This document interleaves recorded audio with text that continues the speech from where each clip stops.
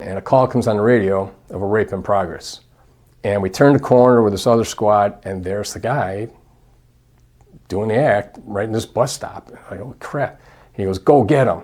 So I get out of the car, and now I'm chasing after this guy down Madison with another guy behind me.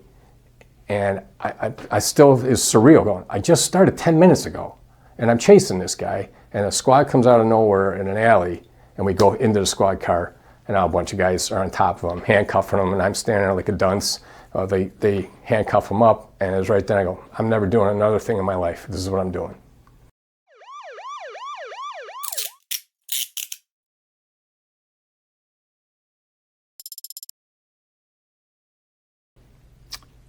Dave, thank you for being here today. By way of an introduction, I wanted to provide a very brief overview of your law enforcement career.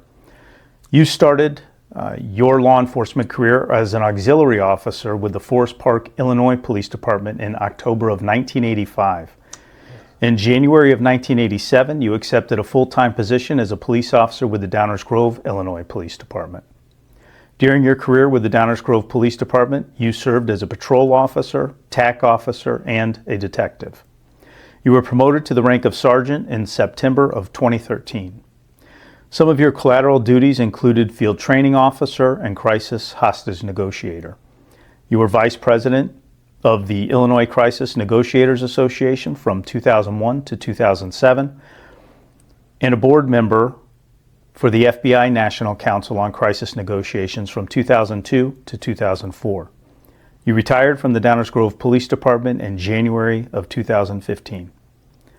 Dave, thank you for agreeing to share your story today. It's a pleasure to be here. So let's start off. Talk a little bit about your childhood. Well, I was born to an Army family. My dad was a company first sergeant in the Army, a 20-year career. He was stationed in Monterey, California, Fort Ord, where I was born. When I was 1, we moved to Oak Park, a college suburb of the city of Chicago, where my dad grew up. Don't want to say uneventful childhood, but it was a good one. I had good friends, I had a good family. All the neighbors, everybody got along. It's a good neighborhood.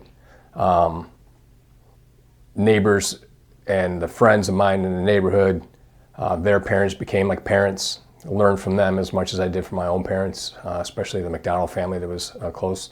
Jim McDonald, who I grew up with as a friend, his dad worked for the Oak Park Police Department. It was a big influence in my life growing up in many ways, sports. Little did I know later in life it had an impact on my professional career, but you know, the little things he taught by him, just how to navigate getting around the city, using L trains, be smart at night, kind of stuff like that came from him. And it's, you know, it's hard to forget that. Went to Oak Park River Forest High School. Went through there, pretty much an average student. Didn't make much of an impression, I don't think, on anybody over there. Played athletics with some football and baseball and track. Again, no scholarships came my way on that, but you know, those were the kind of things when you're involved in those stuff later in life, you see where that impacts you in your professional career, especially law enforcement. Team sports had a big effect, I think, on a lot of cops. As high school was ending, I was around the same time selective service was coming in and the draft was being disbanded. And so I signed up for selective service, and the recruiters are at the school, and there's a Marine Corps recruiter there, got my attention, and I became enamored with it, started going through the testing process. So that went home and told my dad, hey Dad, I'm gonna enlist in the Marine Corps. And you know, my dad at night after get done with work, he'd just sit and read the paper, watch the TV, and he just dropped the paper down and goes, oh, good for you. And then went right back to the paper. And I'm like, oh, no hugs? And next day I asked my mother, who was also in the Army. She was an Army WAC after World War II. And so, what's with Dad? I'm like, I thought it'd be something different. She goes, maybe talk to him about it. So I go through the process, you do the early entry, and your parents have to sign the entry program. And so I go to my dad, I go, hey, we got to go up to the recruiter, you got to sign the paper. He goes, oh, your brother's taking you. And I'm like, oh, okay, I'm 17 and pretty much a dipshit. And go up to the recruiter, and pretty lousy experience because the recruiter explodes on me, cussing, swearing, pretty much frothing at the mouth. And little did I know that it was a setup when my dad had met with him days before to sabotage my recruitment. And so I didn't like that. I only learned that, 30 years later. But it was my dad's issues with, at the time, going into the service, and so he prevented that. So anyways, that doesn't happen. Big regret. So I wind up working after high school at a place called Courtesy Home Center. And it was the forerunner in the Chicago area to Home Depot and Menards. I worked in a lumber department there. At the same time, my cousin, who was pretty much like a brother to me in New York, became a police officer was in the process of becoming a police officer out there. And he always had that lifelong ambition to be a police officer. And it was always there. And so I knew that was going on, and I started working in the lumber industry, and it just didn't click. I was making a job, making some money, having a social life, whatever. It just wasn't going along right. And one day I was sent to a buyer's meeting up in Mount Prospect, and I'm sitting around this table with these 10 people, and I just couldn't get enthused about what we were talking about. And this wasn't for me. So I left the meeting, got in my car, and made the decision that moment in that parking lot in Mount Prospect to pursue law enforcement, to become a police officer. So I drove right from that parking lot to Triton Junior College, walked in, enlisted, signed up for night classes, and that started my journey to become a police officer. The next day I went to work. We had a loss prevention guy there, security guard that was an off-duty LaGrange Park cop. So of course, it's almost like reminiscent of telling my dad I wanted to go in the Marine Corps. I go up to Rich and I go, hey, I'm going to try and be a police officer. And he just deadpans, looks at me and goes, you prepared to kill anybody? And I go, what? What are you talking about? He goes, if you can't answer that question, maybe you shouldn't do it. Go sell shoes. And he walked away from me. I'm like, how do I answer that one? But it was his way of saying, are you ready to, do something you don't want to do, basically. And, I was able to come to terms with that. No one wants to do it, and no one enters the profession. I've never met anybody that wanted to do it. But he was putting that out there dry to me. And, it wakes you up a little bit.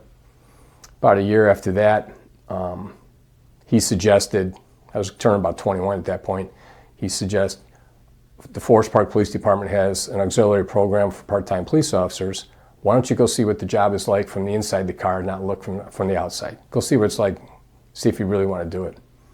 So I went over and I applied, and they accepted me.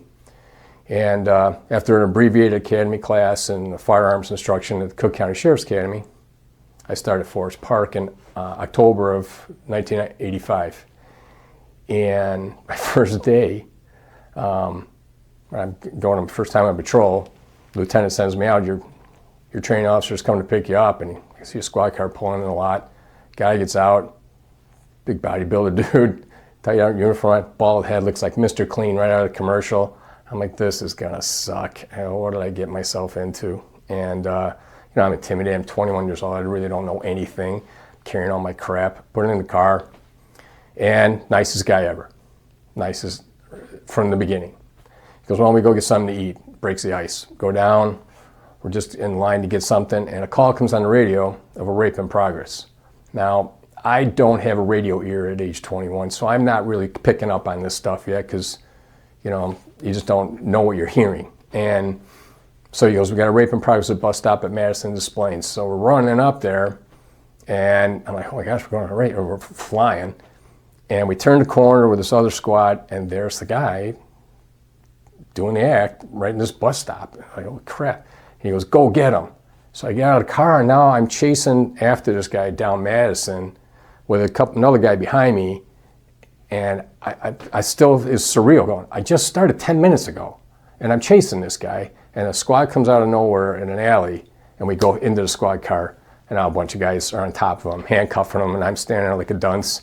They handcuff him up, and it was right then I go, I'm never doing another thing in my life. This is what I'm doing.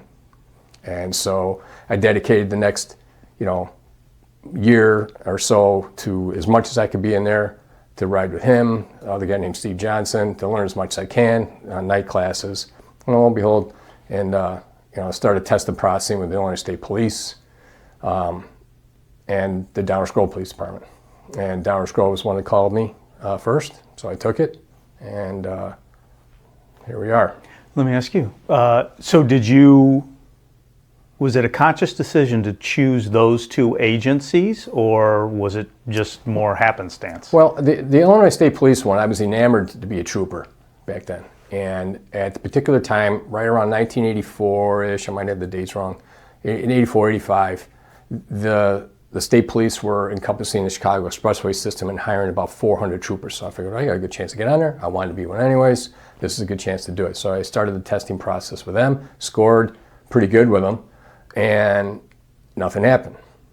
6 months later, they were doing rapid testing. I did another testing process, scored again, no response from them. So I called the recruiting sergeant and asked, hey, how come I'm not getting called to the next phase?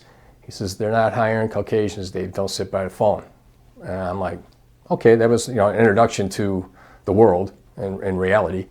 And so literally started the process of testing with Forest Park full-time and then Downers Grove. And I completed the Downers Grove testing process in, I think it was August of '86. I can remember my mother was passing away at that time from cancer, and December 21st, I was in the hospital with her. She wakes up, goes, what are you doing here? Shouldn't you be working? Had this little conversation. She goes, you're going to be a fine police officer. It's the one thing she didn't want me to be. And had a little conversation about that, and it was weird because she was wide awake and very, very coherent. And I left to go home for dinner, and when I walked in, this was a Saturday now at 4:30, which made it even odder. It was the human resource director from Downers Grove hiring me. And that was a tough phone call to take. Mm-hmm. I actually hung up on him. He had to call back and ask me again. And then a couple weeks later, started on January 5th. Off to Chicago Academy on January 12th. And a blessing that they chose to send me to Chicago Police Academy. It was a great education, for lack of better terms there. I felt they trained me properly. The academy was a academy, so we had to, motor pool, we carpool down to that with PT every morning. And it was just, it was excellent. Later on in my career, when I was a class supervisor at Suburban Law Enforcement Academy, a lot of what I experienced in Chicago, I tried my best to bring there. So you said you carpooled down there. Did you go with other probationary officers from the Downers Grove Police Department? At the time they hired 7 of us, and they sent a couple to the Cook County Academy, and then I believe there's 5 of us that went. And so we carpooled down together every morning. Met at the police department at 5 a.m. Off we went. Any memorable experiences from the academy? Any stories? Chicago's unique is that near the end of the academy time, they'll take on Saturdays and put you into districts. I'm not sure they do it anymore, but back then they did. And that was eye-opening if there ever was. They immersed you, and they didn't put you in the best districts. They put you in high crime areas. So on Saturdays, we would have to report to a particular district, get assigned to a B car after roll call to patrol these areas. And we were in public housing. I remember one, we had to go up and just take a simple burglary report, but it was on the 10th floor. You don't take elevators. So it was we went up 10 floors in trash that was above our knees with no lighting. All the light bulbs are gone. And rats scurrying ahead of us. And I thought, I don't know how these Chicago guys do this every day. This is their every day. Another incident where we responded to a domestic, and it was in an apartment, it was in a basement apartment. So you went down like 3 stairs to the door. And they go, hey kid, knock on the door. I'm like, oh, okay, I'll go knock on the door. I knock on the door. Door opens, and a guy's coming out with a knife right on me, like a kitchen butcher knife right down on me. And before I knew it, I'm going ass over tea kettle back to the street, because the guys, the Chicago officers grabbed me, just yanked me out of there and took him into custody. And my whole career, when I hear these stories about how the police are so quick to shoot somebody, I think of that incident. And they had every legal, and some would think moral, right to just save my life and shoot that guy. They didn't. They took him into custody, they did everything right, and off he went, But before I knew it, I'm trying to pick myself off the street, realizing what the heck just happened. Those kind of lessons, they stay with you, So describe the Downers Grove Police Department. Downers Grove Police Department, during my time, the average number of employees is about 110. The uniform division for patrol was around 44 to 50 patrol officers. An investigations unit with 6 detectives, a lieutenant, and a sergeant of investigations. A tactical investigations unit with a sergeant and 2 to 3 officers assigned to that. Good portion of my career, they had a dare unit, so I had 2 to 3 people in a dare unit, 2 SROs for each of our high schools in town. Command staff running around 20.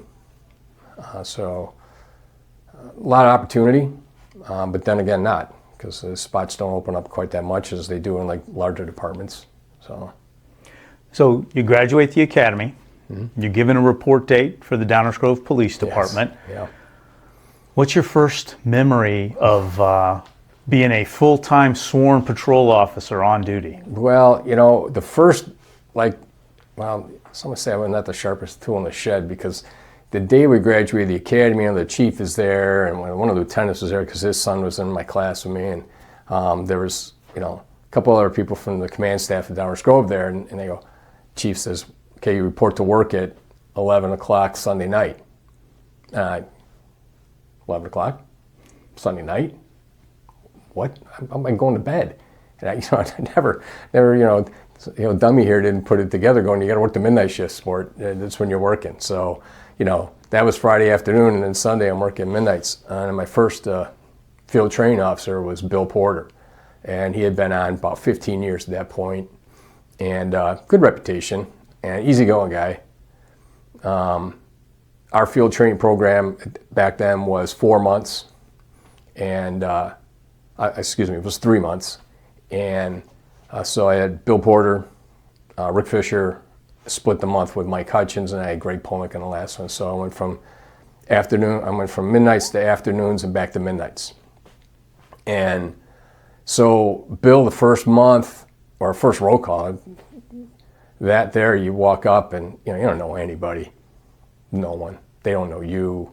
When I went to Downers Grove just to take my application, I needed a map to find a place. So I don't know anybody from around here. And go up the roll call, and of course, new guy sitting there, the lieutenant's doing roll call. He says, hey kids, stand up and tell us about yourself. And that was awkward, and I can look back now and go, those guys didn't give a crap, they just wanted to get out of there. So Bill and I work pretty good first month. Most memorable part for that period was the last night. It was our Saturday before shift change, and it was a quick return to afternoon shift. And Bill and I are on a beat up on Butterfield Road, and it's raining the entire shift. It just constant rain. We go to Comfort Inn for a well-being check with the fire department. We're clearing that. I get in the squad. I'm driving. He gets in, and I'm shaking off the rain. And I go, man, I can't believe we haven't had an accident yet. And I don't get the words out of my mouth, and he literally punches me as hard as he could in my right shoulder. And I'm like, why? He goes, don't you effing say that. What's wrong with you? Don't say that stuff. And he's berating me now, and he takes his clipboard, throws it on the dashboard. He goes, and the radio goes, 141, we have an accident with injuries, 1 car burst a tree, 31st and Highland. And he goes, I fucking told you. See what I told you? It's fucking rain. And I'm like, sorry, I didn't know. I don't know where to go. Where do we go? I had no idea where to go. So I'm back in the car out of this parking lot. I don't even know where to go. And I'm trying to put the lights on. I'm getting flustered. And he goes, just go this way. He goes, no, then keep your mouth shut from now on. So I'm going. We pull up, and it's a green Ford LTD, and it's hit this tree. And the tree was now where the engine should be, and the engine is in the compartment between the driver and the front passenger. Get out, it's pouring rain on us. And Bill hasn't stopped, told me to shut up. And the driver's deceased over the wheel. And I go around to the passenger side, and this time another car showed up, Jim Malley, and there's a passenger, she's up there, but she's pinned up on the dashboard. And so we're trying to pry the car open. And over the top of the car, Bill is going, this is why you don't say anything. And I still remember there's this pouring rain, these poor people in the car, and I'm still getting the business from him about opening my mouth. So Jim and I get the door open. We try to get her out. We realize she's pinned, but she passes away on us as we take her down. And we're kind of stuck with her because we've moved her now and she's stuck in the car. And thankfully, the fire department showed her rather quickly. In the back seat were 2 adults and a child. They were critically injured, but they were speaking Polish. Couldn't understand what they were saying. And this is in an era before you had complete reconstruction teams and detectives showing up to investigate what happened here and all that kind of stuff. So, one reconstructionist came out and they spent the entire night with him in the rain trying to reconstruct the scene. It was good because you learn a little bit about yaw race and things like that, but it's a long night knowing I got to come back at 3 o'clock the next day. So shift ends, everything goes on hold, come back at 3 o'clock, new training officer, another guy that's been on since dirt was invented. So good reputation now. Hard on recruits. And so I was a little nervous about going with this guy. So roll call breaks, and I go, Officer Fisher, I got this report from last night, I got to finish it. And I've got to go up to the hospital to interview these people, and I got to get an interpreter. He goes, all right, well, take a car. I'll be at my house. Let me know when you're done. And I go, huh?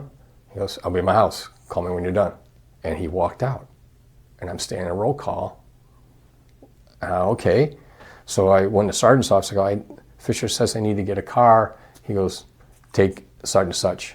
He doesn't even say anything. Like, why is the rookie taking a car and going by himself? I mean, it's just a different time. So I have to go to the hospital. I have to find a way to get an interpreter. I don't even know where the hospital is at, so I need a map to even find that back then. So get that done, back to the station, start writing a report. It's the very first police accident report I've ever done. I've never put an X in a box or filled out any information on any police report retaining the accidents till that one, double fatal, 3 critical. And so starting to do a report as best I can. It was always handwritten with carbon copies. And I think I got it done. Here comes Fisher into the booking room where I'm doing the report. He goes, you got that done yet? Yeah, I think so. And he goes, no, it's not good enough. Rips it in half, goes, start over. I don't even, okay. And that was the process, back then. It was just learn by hard knocks. And when I became an FTO, I didn't do a lot of it the same way, but I did a lot of the same way too. It worked, but it didn't work. It worked for me, but I can't see it work for everybody. So that was my beginning on that. So when you're going through the FTO program, you've got your peers that you went to the academy going through the FTO program at the same time. Were you guys talking? I don't recall because we were on different shifts. So some of them were on day shift and then afternoons, and we were passing like 2 shifts in the night. So we really didn't get a chance. And in the midnight shift, we really, I always struggled with the night shift. And so when I got home, I just wanted to get zonked out, get turned around, could never really sleep right. So calling them just wasn't a thing. I think if it was today where you had text messaging or able to cell phone, it's a little bit different, probably a lot easier. Yeah. Back then, just you had the landlines and that was it, and didn't think about calling. You just figured, I got to figure this out. So you successfully complete your FTO program, and then you're certified for solo patrol. Right. Kind of take me through a timeline of your career, of your different billets, responsibilities. Yeah. So in April of '87, then not April of '87, sometime in the summer there. So whenever the time frame is, I'm going to say probably end of July, August time frame. Went on my own, and for about 2.5 years, 3 years. Then I was made an FTO in 1990. I was FTO from 1990 to pretty much till I retired or was promoted to sergeant. In 1992, I was part of establishing our investigative tactical unit. Did that from 92 to 94. In 1998, I was selected to be a crisis hostage negotiator for our SWAT team, and Downers Grove had its own dedicated team. In 1999, the following year, they spun up the Fiat Felony Investigative Assistance Team, or now known as Merit SWAT team, and we were assigned to that as well. The same year, it was started the Illinois Crisis Negotiators Association, I became involved in that and was tasked to be their training coordinator.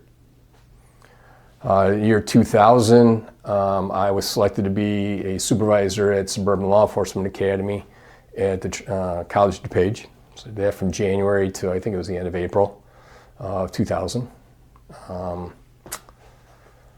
2001, I was assigned to the Investigations Division as a detective. Let's see here, from there, and that went to 2006. In 2006, I returned to patrol and resumed my FTO duties. Did that until my promotion in 2013. Wow. Yeah. So you had the opportunity to experience a lot of roles and fill a lot of additional responsibilities within the Downers Grove Police Department. Looking back, what do you consider to be the high point for you?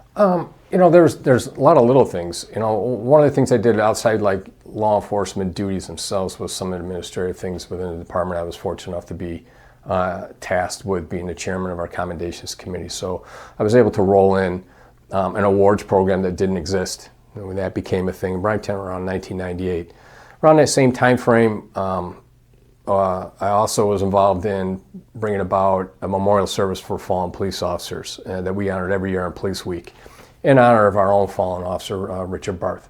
So we did that every year. And one of the things I'm prideful about looking back is they're still doing those things. The tactical unit, which I was instrumental in starting, they're still doing tactical investigations. And so you look back and go, I was a part of making that happen, and I look now and it's almost 2025, they're still doing this stuff.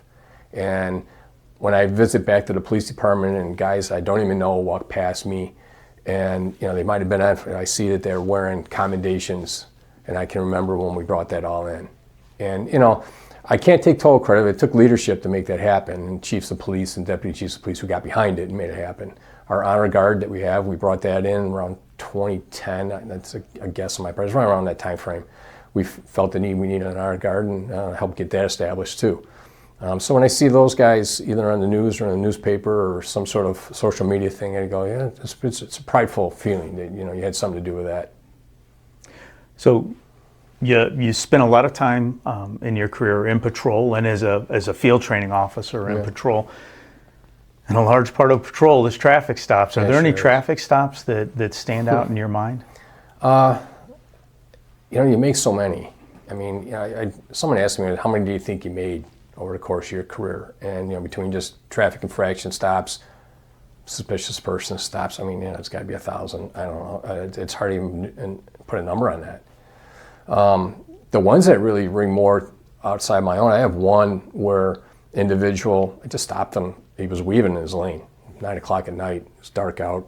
He's weaving, so I lit him up, pulled over. I'm getting out of my car, and he jumped out of his pickup, using a pickup, jumped out of his pickup truck and started marching back towards me with his right hand behind his back. And he was motherfucking me. Fuck you, you motherfucker, you pussy. What are you stopping me for? You fucking, and he's yelling. And I'm like, holy shit, what's this? So, right away I called, gave it the call, give me some help over here. I don't know where this is going. So I drew my weapon and started just a couple of retreat steps going back up, back up. By this time, he's at my bumper. And I go, this isn't going to end. Go, show me your hands, show me your hands. I don't know where this is going. And he's still MFing me. And he stops at the bumper. I go, you come any closer, I'm going to shoot you. I don't know. Let me show you what's in your hand. Show me your hand. By this time, I can hear him coming. So I know in about 30 seconds, his world's going to change. And hopefully, it's just peacefully. And it did. A couple of squads came right in on him. We took him down. Nothing in his hand. And finally calmed the thing down. I go, what was that all about? What'd you do it for? He goes, I just wanted to see what you do. I go, you wanted to see what I could do? And he goes, yeah. He goes, fuck you for stopping me. I go, well, here's your ticket, and by the way, you're under arrest for aggravated assault. I go, what did you think was going to happen? It's not a game, right? So, I remember that. It started nothing. This guy just decided to play games with the police. I'm just really glad I didn't shoot him. And I came very close to doing so. But there are two stops that I can remember that impacted me more than my own traffic stops. And, certainly I had something I probably had forgotten about, but Kurt Heinrich was working one night, and he was working on Butterfield Road. It's midnight shift, and we hear a radio crackle like he's trying to talk. And he goes, was that Kurt? Yeah. And he was not, we did nothing on it. We didn't, no idea what he was doing, because back then we didn't have the computers and none of this GPS stuff they have now, just the MDTs. And he goes, 1078, I'm in a fight. No one knew where he was at. So we're all flying up the Butterfield Road, and he was fighting for his life for a guy who attacked him.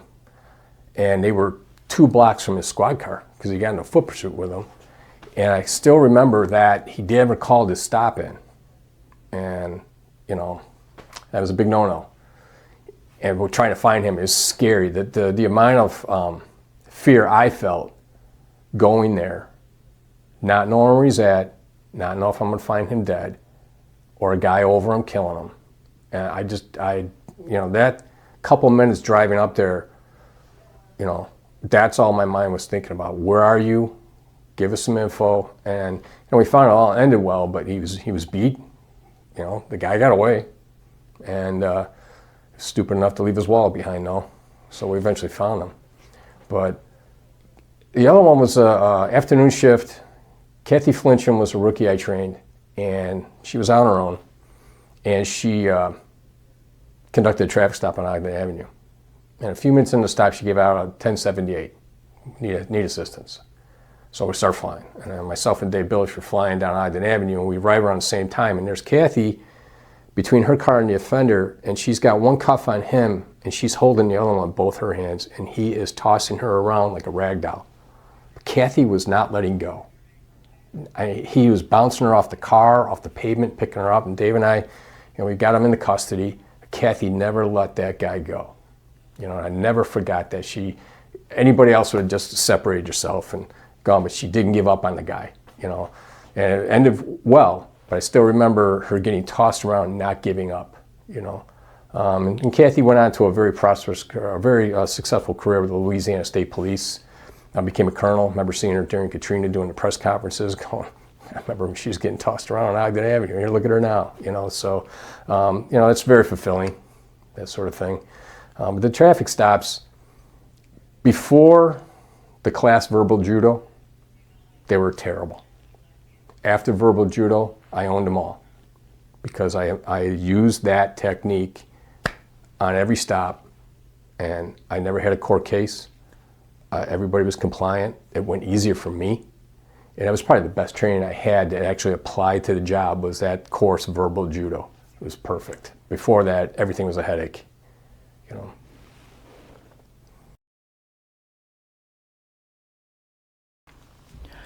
So is there a particular call or incident that stands out for you? Yeah, there's one. You know, it's one in particular, you know, of the many.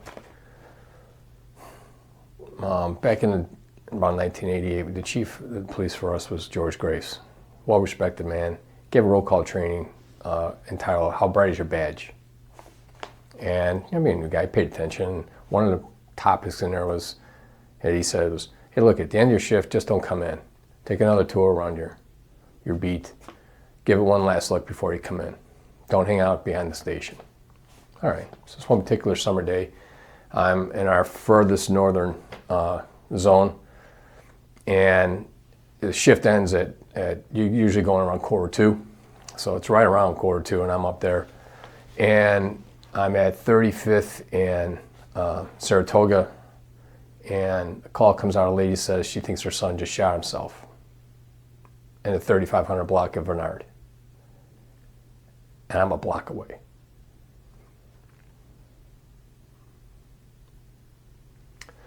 So drove over, and as I was pulling up, you know, you get there like 15 seconds. They're still dispatching the thing when you're pulling up, and she's running out of the house towards the curb. And this one time I didn't park in front. I just saw her. I just went right to her, and instead of parking down the street, I pulled right up to her, and I go, "What's going on? What happened?" She says, "I think my son just shot himself." I says, "Okay, where is he?" And she says, "He's in his bedroom at the top of the stairs." I go, "Stay here, some people are coming." So I go in the house. It's a 2-story home. You enter the house, and immediately you're met with the stairs going up a shaft, basically. It's not open, so it's a stairwell going up with walls on both sides. And I collected myself when I went in, and I knew my closest backup's at the station about 4 miles away. You know, they're at the station. You know, no one's closer. So, you know, I felt I had to do something, so I started going up the stairs. And as I got in the stairwell going up, I could smell a gunpowder. So I know a weapon was discharged. And I stopped, drew my own weapon out, and I said a prayer that I don't get killed and not to kill somebody else. I said, I don't want to shoot anybody, Lord. Don't let me shoot somebody today, and don't let me get shot. And started going upstairs, got up, open bedroom door here, closed bedroom at the top of the stairs, and a hallway leading down to master bedroom, and there's a bathroom in the hallway.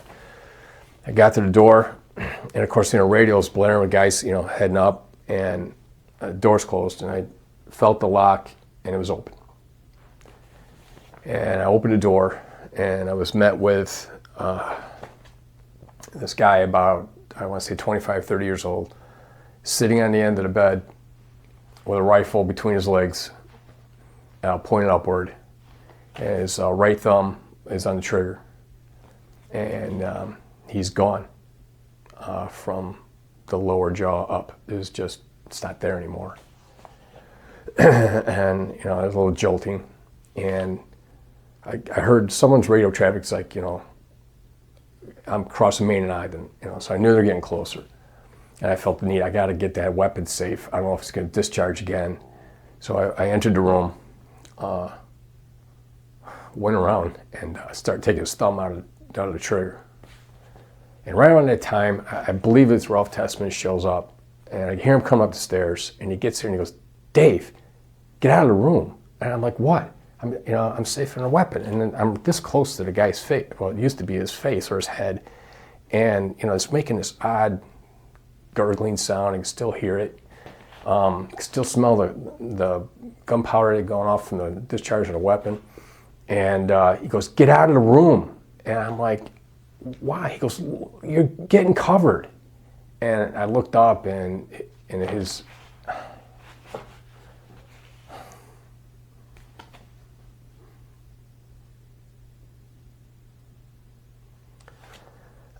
his brains and skull and parts of his face were falling all over me. And Ralph yanked me out of there. He goes, go get cleaned up. And by this time, someone else showed up. The sergeant showed up. And I went in the hallway bathroom. And I still remember, they had a big mirror over the sink. And I saw it. I'm like, motherfucker. I started getting sick. And I pulled the shower curtain back. I just went in the shower, and I just threw the water on, and I was constantly just rinsing it all off, and I'm getting vomiting in their tub. And I kept thinking, that lady's outside. She has no idea what her son looks like right now. And somebody's got to tell her. And she's going to see that room. And it's all I kept thinking about. And then, you know, so they got me out of there. You know, I was a wreck. And, you know, we joke later about it, you know, some way to get out of doing the paper, I guess. But that call is so encapsulated for me. You know, my dad used to tell me the Japanese wake him up every week. And it was after that call I understood that, you know. And I don't know, it's probably 50, 75 suicides after that during my career. And I could never understand it. That one stuck with me. And that, you know, always trying to come up with an answer for why, the why. And you can never find the why, no matter what. That one, all the others I worked, you just could never get to the why. You can get an explanation in the finances, a relationship, whatever, but that moment, was there nothing that could have turned that back the other way, you know, and prevent it. So, you know, that was 1988. I'd only been on about a year, and And so, I had to find a way to process that and deal with it and not hang on to it. And that became difficult, but I did. And just block it out. It's just this part of it. You signed up for this, I didn't want to go back to the lumberyard. I just kept telling myself, it's that on the lumberyard, buddy. You're gonna be doing this. I coped with it. So let's talk about it a little bit more. So you experienced that call, and it was the end of your shift. So at some point, So do you end up ending your shift by yourself, or at some point is the scene taken over? And basically, one of the guys who came was going to be a backup car, wanted to be in the primary. Then he took the paper, and I was a mess. I was soaking wet. My uniforms, I threw it away. All the equipment had to be sanitized, and so you go back to the station. You end your shift. Is it just you hang your stuff up in the locker, you get in your car, and you go home? That's it. I went back to the station, and I always had a habit. I didn't wear my uniform to and from work. I tried not to. And so, I was lucky enough to change into, my civilian clothes. I just left, and that was it. Next day, nothing. Right back to work. No conversation roll call about 7 o'clock the next morning, There was some conversation about it, but it was not like, I know when guys, when I was a sergeant, we all had a habit. If somebody had something, we would call them and go, "You doing all right?" And give them an easy assignment the next day. Try and find something, put them on a transport, do something. At least we tried. Back then it just wasn't a thing. It just, not that they didn't care. I mean, they did. They were good guys and everything, but you just expected to move on, and we did. Was working afternoon shift. It's that same year. And this is before carjacking was actually a term used. There used to be a gas station at Ogden and Maine, and a lady was filling her Cadillac with gasoline. A guy jacked her, took her out of the car, took her in, took off. And I was on 39th Street when it came out, so I thought, I'm in a good position. And he was going northbound, and I'll see him. Where is he? So, okay, well, he's got to be around here somewhere, right? Because I would have seen him fly by. So for some reason, something told me go into the hospital parking lot. So I drove into the hospital parking lot. Well, there he was, main entrance. And I still don't know what possessed me to turn in there. It just did. And I pull up behind him and throw the lights on. And he goes, "Fuck you." And he puts the car in gear and takes off.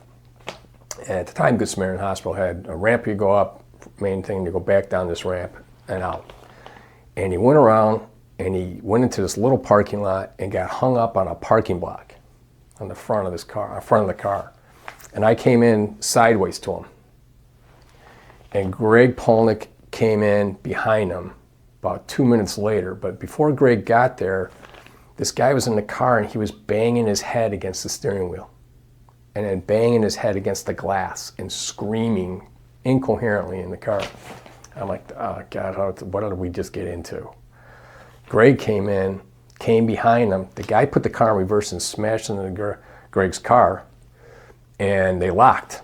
The push bumper's up there. He locked on the push bumper, and smoke is everywhere from this guy's tires. And Greg on the radio says, "Dave, I got to shoot him. I'm going to shoot him." And I'm like, "Don't shoot him for this. Don't do that, right?" And everything's just happening so rapidly.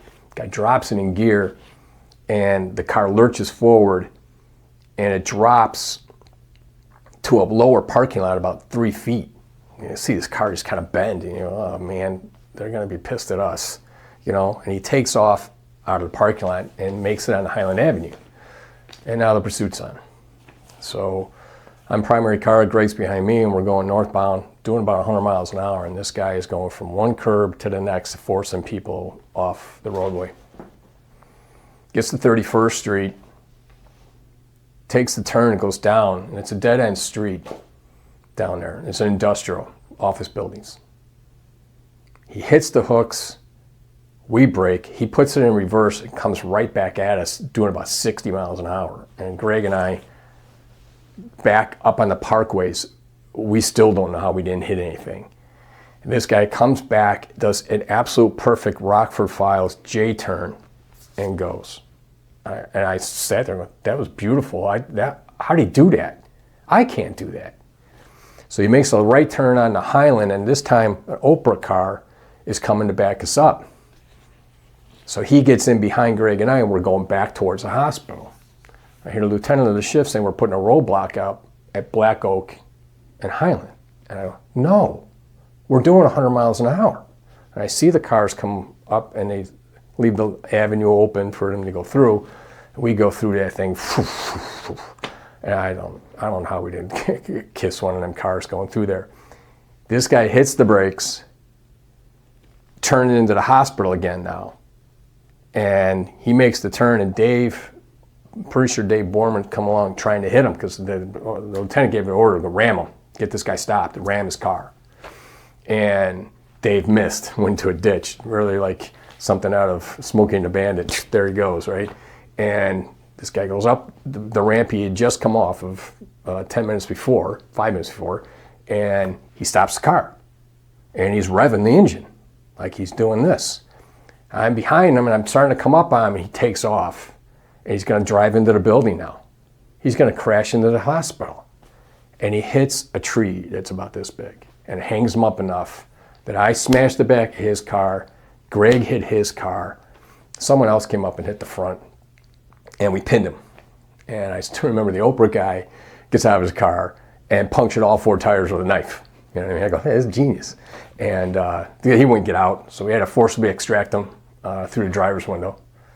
Got him handcuffed, bring him in, put him in my car, and we're calming down. Start driving to the station with him now, and he passes out in the back seat. I'm like, what the heck's that all about? We get to the station, bring him in, we're carrying him in like cattle, and put him down on the floor, and realize he's bleeding. I don't even know what from. Probably from smashing his face against the steering wheel. And so we get the medics, get up to the hospital, excuse me, and they bring him in the ER, and they're crash carting this guy. And the doctor goes, we're losing him. I'm like, holy crap. What do you mean we're losing him? What the heck? What's going on with this guy? So I go to the medical room and I call the sergeant. And I says, hey, Brian, you better get up here. They're saying they're losing him. And I don't lose my temper with supervisors very much, but that moment I did. He goes, Dave, what'd you do to him? And he was the one that took him out of the car. So I like, you were there. And I would just get your fucking ass up to the hospital, and I hung up on him. And like, great, now I'm in trouble with him. I got all the paperwork for this. There's the victim's car's damaged. My squad's damaged. There's 2 other squads damaged. I go, we have property damage everywhere. And this guy's wondering if we did something to him, right? And I'm all kinds of pissed off. And the guy lives. Winds up that his BAC was .586. Not too long after that was the Rodney King era, and in the early 90s. And get a call down to Venture Department Store, which was like Target is now. And it's a disturbance near the entrance inside the store. And there's 2 females giving a lady who's pregnant and has an infant child with her a hard time. And they're screaming and yelling. So we get there and we're trying to separate them and deal with them. And it's going nowhere. They're obnoxious, they're loud, they're swearing at us. It's a bunch of racial stuff going back and forth, and just got the sense of something's not right here. This is a setup of some sort. This is contrived. Felt very contrived. So we're trying to settle that down. We had a couple of cars coming with. We called them off. So me and Billy Byrne were there. God rest his soul. I think we got it under control. Mail server comes through the double doors, goes right up to the lady who's holding baby and shoves her. So I go to grab him like, oh man, what the hell is this going now? And he's obviously with these 2. He kicks me in the groin. And so I go down like a sack of potatoes, and then Bill grabs them, and they're now on the floor inside the store by the magnetometers at the first entrance doors and shopping cart area. It's a busy evening, 7 o'clock at night. And I get up as best I can and go over to Bill, and we're trying to get this guy off of Bill. I'm trying to get this guy off of Bill, and Bill's screaming. He's going for my gun. He's taking my gun out of the holster.